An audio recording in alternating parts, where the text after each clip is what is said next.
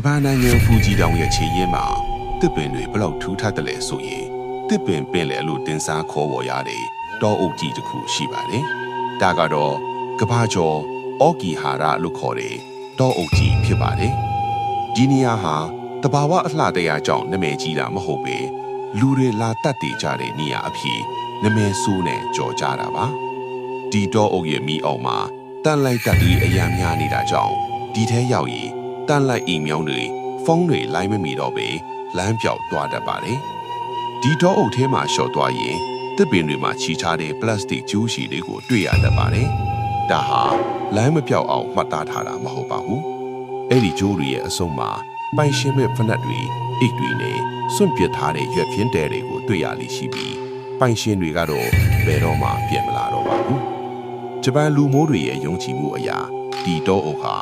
ယူရေးလို့ခေါ်တဲ့ဒေါသကြီးရဲ့ဝိညာဉ်တွေကျင်လည်ကျက်စားရနေရဖြစ်ပါတယ်။အထူးသဖြင့်စိတ်ဓာတ်ကြနေသူတွေကိုဒီဝိညာဉ်တွေကတောနက်ထဲရောက်အောင်များခေါ်သွားတတ်တယ်လို့ဆိုကြတယ်။ညဘက်ရောက်ရင်တောအုပ်ထဲကနေစူးစူးဝါးဝါအော်ဟစ်တန်တွေကြားရလိမ့်ရှိပြီး